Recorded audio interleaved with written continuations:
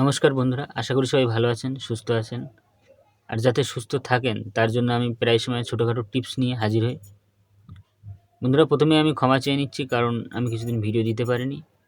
এখন এখন থেকে আবার নতুন নতুন ভিডিও আসবে।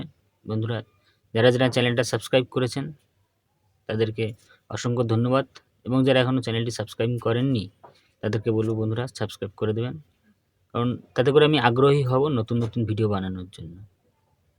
তো চলুন বন্ধুরা, ভিডিওটি শুরু করা যাক।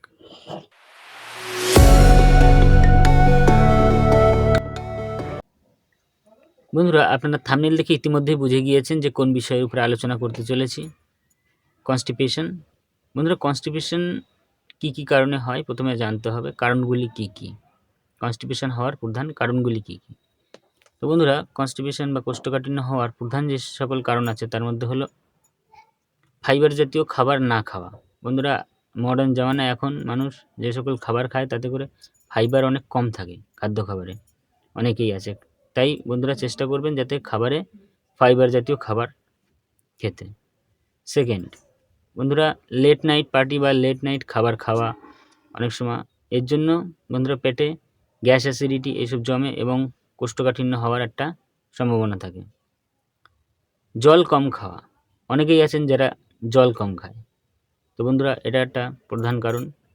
ইরিটেবল বয়েল সিনড্রোম, গ্যাস্ট্রিক, তারপরে হাইপারথাইরয়েডিজম, ডায়াবেটিস, এ সকলও অনেক ভূমিকা রাখে কোষ্ঠকাঠিন্যের ক্ষেত্রে। বন্ধুরা, যারা বয়স্ক মানুষ তাদের কি হয়, আমাদের যে ক্ষুদ্রান্ত বৃহদান্ত আছে তার কার্যক্ষমতা হ্রাস হয়ে যায়, এবং তার ফলে অনেক সময় এটা দেখা যায়, পেরিস্টলিক মুভমেন্ট কম হয়ে যায়, তার জন্য কোষ্ঠকাঠিন্য দেখা দিতে পারে। বন্ধুরা, আর কি কি আছে, রাত্রি জাগরণের ফলে অনেক সময় কোষ্ঠকাঠিন্য দেখা দিতে পারে। আর কি কি লক্ষণ আছে বন্ধুরা, অনেক সময় বিভিন্ন প্রকার ড্রাগস, বিভিন্ন ওষুধের সাইড এফেক্টস হিসাবেও কোষ্ঠকাঠিন্য দেখা দিতে পারে। তো বন্ধুরা, এই কোষ্ঠকাঠিন্যের বিভিন্ন কারণগুলি থাকতে পারে, এই দেখে নেবেন। আর এর থেকে বাঁচার উপায় কি আছে, কোষ্ঠকাঠিন্য থেকে বাঁচার উপায় কি? ফাইবার জাতীয় খাবার খাওয়া, যেমনটা প্রথমে বললাম, ফাইবার জাতীয় খাবার খেতে হবে।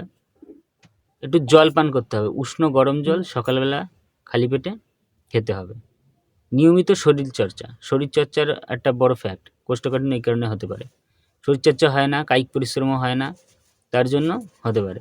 তাই বন্ধুরা, আপনারা শরীরচর্চা করবেন নিয়মিত, আর ফাইবার জাতীয় খাবার খাবেন যেমনটা বললাম, এবং শরীরচর্চা, আর টাইম মতন আহার, সময় মতন আহার করবেন এবং সময় মতন ঘুমাবেন। এতে করেই আপনার অনেকটা সমস্যার সমাধান হয়ে যাবে। এবং একজন ডাক্তারের সাথে অতি অবশ্যই পরামর্শ করতে পারেন। এবং বন্ধুরা, আমার সাথে যদি করতে চান তাহলে আমি নাম্বার দিয়ে দিচ্ছি, সেই নাম্বারে যোগাযোগ করতে পারেন। তো বন্ধুরা, এইবার বলি যে কী মেডিসিন, হোমিওপ্যাথিতে আমরা কী মেডিসিন দিতে পারি, বা যাতে করে আপনার কনস্টিপেশন কিছুটা দূর হয়।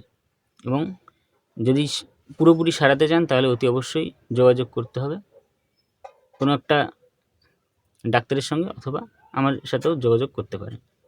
তো বন্ধুরা, হোমিওপ্যাথিতে বিভিন্ন ঔষধ আছে, যেমন ব্রায়োনিয়া, নাক্স ভূমিকা, তারপরে প্লাম্বা মেটালিকাম, অরাম মেটালিকাম, এরকম অনেক মেডিসিন আছে।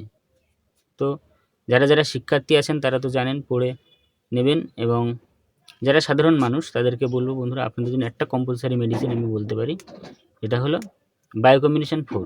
এটা আমি বিভিন্ন সময় দিয়ে উপকার পেয়েছি রোগীকে। তো বন্ধুরা, আপনারা এটা কিভাবে খাবেন, সকাল সন্ধ্যা 4 থেকে 5টা দানা উষ্ণ গরম জলের মধ্যে একটু গুলিয়ে নেবেন, নিয়ে আহার করবেন, 3-4 দিন আহার করবেন, এবং তারপরে যদি SOS যদি প্রয়োজন হয় তখন নিতে পারেন। দেখবেন এভাবে আশা করি উপকার হবে। তো বন্ধুরা, আজকে এই পর্যন্ত ছিল ভিডিও। যাদের ভিডিওটি ভালো লেগেছে অতি অবশ্যই লাইক করবেন, কমেন্ট করবেন এবং পাশে থাকবেন। দেখা হচ্ছে অন্য একটি ভিডিওতে।